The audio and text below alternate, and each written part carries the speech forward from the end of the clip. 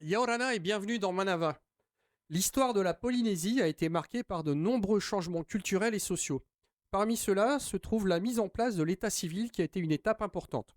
Nos invités du jour nous en parlent et j'accueille aujourd'hui Corinne Rebaud, qui est docteur en histoire et docteur en droit, Tayari Cabral, qui est généalogiste agréé, et Denis Doyen, qui est également généalogiste agréé. Bonjour. Ravi de vous accueillir tous les trois sur ce plateau, bienvenue. Denis, alors de quand date la création de l'état civil en Polynésie ? Alors, l'état civil a été mis en place en 1852, ici en Polynésie. Donc, pour un généalogiste, ça fait pas très longtemps. Mais bon, on a cette base et on fait avec. Ça a mis un petit peu de temps à être mis en place. Je pense qu'on... Ça n'a pas fonctionné correctement tout de suite comme ça aurait dû fonctionner. Mais on en parlera On va certainement expliquer plus ça tard. tout au long de l'émission, bien sûr. Tayari, est-ce que tu peux nous expliquer ce qu'est un généalogiste et quelle est son utilité dans la vie de tous les jours ? Un généalogiste, c'est celui qui va faire des recherches justement pour montrer les liens entre les individus. Aujourd'hui, c'est nécessaire parce que c'est comme ça qu'on établit l'identité des personnes et notamment la nationalité de chacun. Voilà, puis entre autres, les documents, ce genre de choses, savoir si le fils c'est bien le fils, le père, ainsi de suite. Et ça va permettre dans les actes fonciers, les actes notariés, ce genre de choses. Exactement. Corinne, pour quelle raison l'état civil a été mis en place en Polynésie ? Alors, l'état civil a été mis en place par la loi du 11 mars 1852 et c'est un apport des Français, donc sous le protectorat.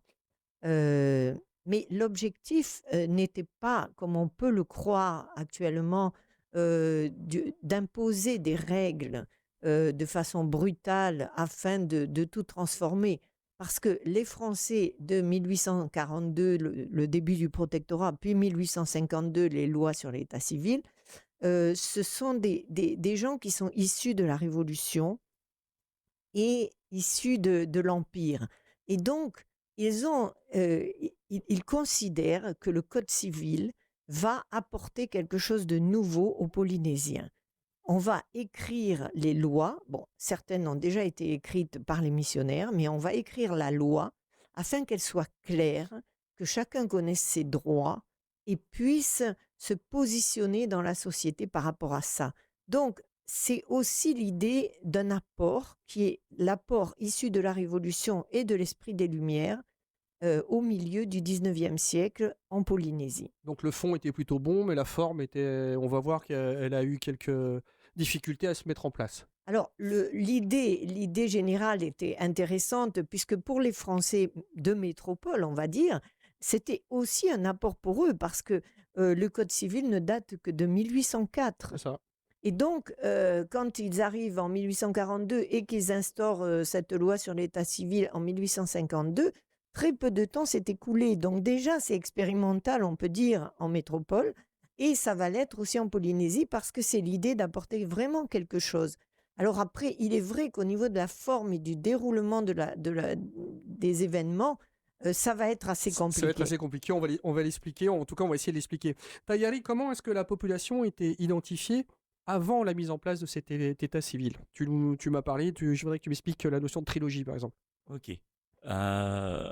Donc Corinne vient nous expliquer justement la notion d'état civil, vision métropolitaine si on peut dire.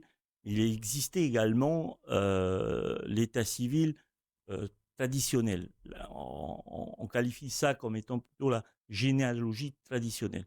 Et cette généalogie traditionnelle était basée sur une trilogie, notamment sur celle du foncier, d'une terre, celle donc d'une généalogie que l'on apprenait et d'un marin. Et donc, les gens s'identifiaient, les personnes s'identifiaient par rapport à cette trilogie. Les gens qui avaient donc la connaissance de leur généalogie et de leurs ancêtres pouvaient voyager, aller de marais et de terre en terre, justement, en s'identifiant par rapport aux marins et par rapport à cette généalogie, et donc par rapport à une terre. Ce qui est intéressant, alors, Denis, quel a été l'impact de cette création sur la population? Quel a été l'impact à la fois culturel et peut-être sociétal?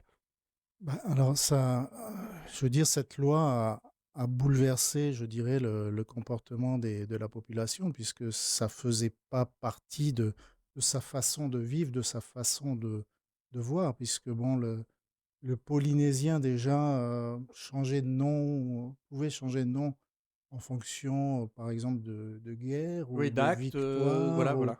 du temps, etc., etc. Donc ça a complètement bouleversé la vie des Polynésiens. Et puis après, donc, il y a eu la mise en place du nom et du prénom. Donc, le nom devenant invariable.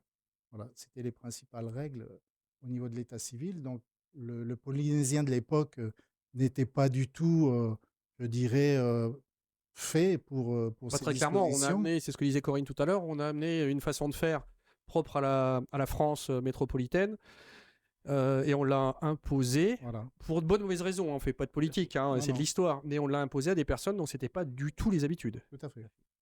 Et qu'est-ce que ça a impliqué ensuite dans leur vie de tous les jours? Alors, dans leur vie de tous les jours, bah, il fallait déjà déclarer la naissance en donnant un nom et un prénom à l'enfant. Et donc, ce nom et ce prénom et les parents aussi étaient enregistrés sur des registres d'état civil qui étaient rédigés en français, mais également en tahitien.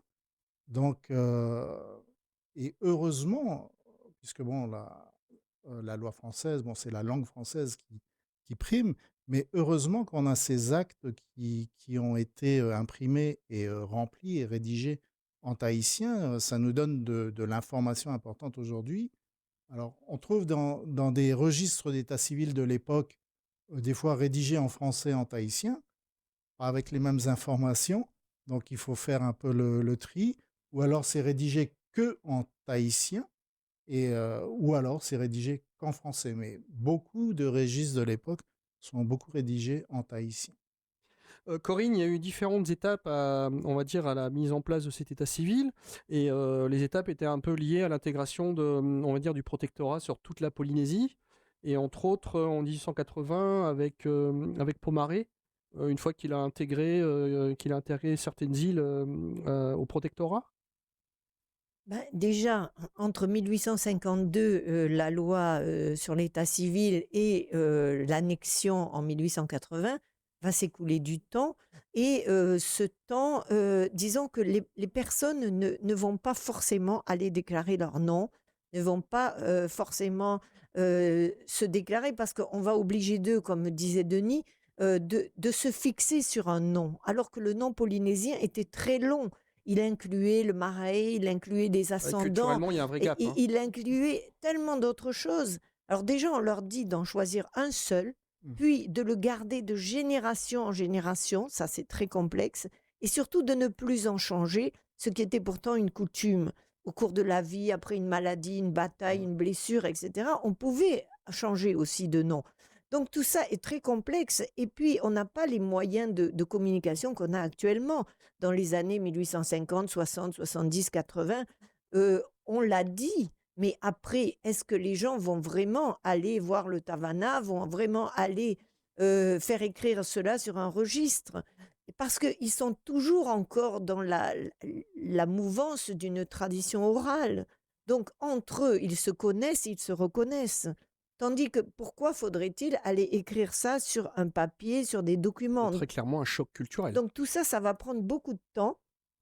Et puis, avec l'instauration avec l'annexion de 1880, il faut aussi noter que la loi française ne sera applicable que sur les terres de Pomaré V. C'est-à-dire qu'il va y avoir d'innombrables statuts, enfin de nombreux statuts sur ce qui regroupe actuellement la Polynésie. Si on prend par exemple les îles sous le vent, eh bien, elles sont sous le règne de lois codifiées jusqu'en 1945. Donc, c'est un autre statut pour les îles sous le vent, pour les Marquises aussi, et pour certaines îles des Australes. Et bon, donc, à chaque fois, il y a des particularités.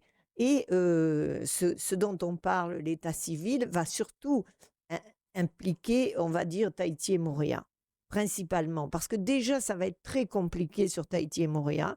En plus, on a des documents du gouverneur dans les années 1914-1918 disant que l'état civil n'est pas du tout bien géré, que les registres ne sont pas tenus, ou alors qu'ils sont dévorés par les insectes, ou ensuite aussi que les événements climatiques comme le raz-de-marée qui a lieu, eh bien, a emporté un grand nombre de registres. Donc en fait, il peut y avoir les incendies aussi. Entre la théorie et la pratique, Donc, il y avait une tout vraie... cela va faire que, eh bien, ça se met en place lentement, mais avec des résultats divers. Déjà, des problèmes culturels des personnes face à cette nouvelle norme, on va dire, et puis les aléas de la vie aussi. Denis, combien de temps est-ce qu'il a fallu pour que l'état civil soit, on va considérer comme fiable et établi? Au vu de tout ce qu'on vient de se dire, donc on va dire il a été mis en place, on a commencé en 1852, et à partir de quelle année on considère qu'il est fiable? Ben, déjà, au bout d'une trentaine d'années, si je me trompe, il manquait beaucoup d'actes et comme le disait Corinne, les personnes n'allaient pas forcément se déclarer. Donc, et puis, il fallait aussi prendre en compte les personnes qui étaient nées avant 1852. Et donc là, c'était du déclaratif. La personne allait se déclarer en disant je m'appelle un tel, je suis né à telle date, et puis mes parents, voilà. Donc là, c'est du déclaratif. Bon, c'est une source d'information intéressante, importante, mais voilà la difficulté déjà à laquelle on était confronté. Mais le problème, pour moi, je pense, c'est que tout le monde n'a pas répondu, je dirais, aux directives de cette loi sur l'état Entre autres civil. pour les raisons que vient Voilà. d'évoquer Corinne, puisque la Et Polynésie, donc, c'est grand. et donc, il y a des manques au niveau de l'état civil et des fois, on ne retrouve pas du tout les actes de certaines personnes. Donc On on n'a peut pas. considérer, parce qu'il y a aussi d'autres étapes dont on va parler, puisqu'il y a eu d'autres migrations qui sont venues se greffer Oui. à tout ça. Est-ce qu'à partir de 1970, où il y a encore eu une autre étape, on peut considérer que là, l'état civil sur la Polynésie est établi de façon cohérente et pérenne? À partir de cette date-là, oui, même Oui. un peu avant. Même un peu Je avant? pense que oui, bien avant, ça a été mis en place. Bon, après, il y a toujours des erreurs, des difficultés, donc des erreurs qu'il faut corriger. Mais je ne pourrais pas dire à quelle date ça a été correct, mais au tout début de 1900, quoi. Ça devait être. Mais pas dans toutes les îles, parce Ah, que aux îles sous le vent, ça commençait à se mettre en place, quoi. On a, en termes d'histoire, de quel papier d'identité disposaient les Polynésiens avant 1852? Alors, avant 1852, aucun. Hein, c'est-à-dire que ça, c'est un concept qui nous paraît peut-être étonnant en 2023, mais étant donné qu'on était issu en Polynésie d'une tradition orale, il n'y avait aucune nécessité d'avoir ce type de document. Alors, il faut quand même noter que à partir de l'installation des missionnaires de la London Missionary Society, qui arrivent en 1797, et qui vont commencer à évangéliser la Polynésie et particulièrement les îles du vent, les îles sous le vent. Bon, progressivement, eux vont noter Pour tenir des registres? Voilà, vont tenir des registres qu'on pourrait dire paroissiaux, mais voilà, de naissance, de décès, de mariage, puisqu'ils vont beaucoup insister sur la notion de mariage, de monogamie, etc. Donc, eux, en quelque sorte, ils font rentrer, en fait, je dirais que ce sont les missionnaires anglais de la London Missionary Society qui vont faire entrer la population polynésienne dans les cris. Parce qu'en 1819 va être promulgué le premier code de loi écrit Etureno Tahiti, dit aussi code Pomaré. Et à partir de ce code-là, eh bien, désormais, les Tahitiens, les Polynésiens, apprennent qu'on va écrire les lois. Alors qu'auparavant, en tahitien évidemment, mais qu'on va écrire les lois. alors qu'auparavant, elle n'était qu'orale. Donc, en fait, les missionnaires anglais font entrer les populations polynésiennes dans l'écrit par les codes de loi, et puis ensuite, mais ils les font rentrer dans l'écrit à travers l'évangélisation, la Oui, christianisation c'est un et biais la différent. Oui. moralisation, parce que ces codes sont très moraux. Et on peut dire qu'ensuite, les Français, à partir de 1852, loi sur l'état civil, puis loi sur le foncier, Ils vont avoir une approche eh administrative et bien, non plus ils vont religieuse. avoir une approche administrative, mais que, en fait, les missionnaires anglais ont préparé le terrain. Et déjà, on est habitué à savoir qu'il y a des lois écrites. Désormais, il va falloir aller plus loin et il va falloir déclarer ses noms, Et puis ses s'adapter. terres. Alors, ces déclarations, Tayari, ces déclarations vont avoir un chamboulement en termes déjà culturels, mais aussi sur le foncier. Parce que il fallait donc se déclarer, et pour le foncier, c'était le premier qui allait se déclarer qui était considéré comme propriétaire. Tout J'ai à fait un fait. raccourci, mais on n'en est pas loin. Tout à fait. Je prenais tout simplement l'exemple de la langue. Je pense pas que les gens, du moins les autochtones, dès le départ, parlaient français ou anglais. Euh, ça a dû se faire petit à petit. Et donc, forcément, on disait tout à l'heure, ces textes, qu'ils soient édités, même ils sont annoncés à la population, ça pouvait aussi expliquer le fait de ne pas comprendre la langue, qu'ils ne venaient pas justement déclarer. s'inscrire, se S'inscrire, déclarer et suivre. Donc déjà, le problème de la langue devait être Assez essentiel, compliqué. assez compliqué. Pour ceux qui avaient cette possibilité, on peut imaginer là aussi, de passer d'un système à un autre, Ouais, ça a pris du temps. ça a pris du temps, mais surtout, traditionnellement, on était dans un système clanique où il y avait un clan. Et en fait, on passait au système où ça devenait individuel. Oui. De ce clan qui représentait une terre, un marais, je me pose souvent la question, qui est-ce qui a déclaré, parce qu'à un moment donné, il y a eu aussi des déclarations des propriétés.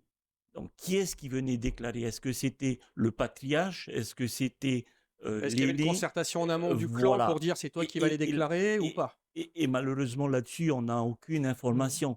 Et là, justement, on voit le biais entre ces deux systèmes.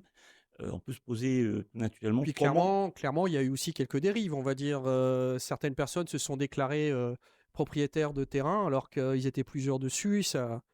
Denis, ça a été. Sur la déclaration, il fallait donner un Il nom fallait donner un nom. et un prénom. C'était pas le nom de tous les. Ouais, c'était pas le clan ou c'était pas. Voilà. Voilà. Donc c'est lui qui devenait propriétaire. Et c'est aujourd'hui, on voit les conséquences que ça implique. C'est l'autre question, mais bon, tu t'en doutais bien, c'est que ça a eu quelle incidence ça a eu sur, on va dire, sur la notion de propriété foncière et sur le foncier en Polynésie. Aujourd'hui, il y a sur une terre, il y a un nom donc d'un propriétaire et le reste de la famille, si cette personne peut-être a des frères et sœurs, puisque à l'époque, ça pouvait être l'aîné qui allait déclarer si ça avait été décidé comme ça, ou le patriarche, comme on disait tout à l'heure. Mais l'aîné allait déclarer, mais il déclarait en son nom. Donc, les autres frères et sœurs, aujourd'hui, c'est ce Il y a qui... une forme de spoliation. Ah, tout à fait, oui. Je ne sais pas si c'était vu comme une spoliation, mais c'était justement ce problème d'un système, et le fait de passer tout simplement à un autre système, il fallait bien que ça s'ajuste, et il n'y avait pas 36 000 façons, et on peut se poser naturellement ce genre de questions. J'imagine que les généalogistes que vous êtes ont du grain à moudre dans le domaine, Oui, parce que tout à quand on fait. vous demande je sais pas, de confirmer le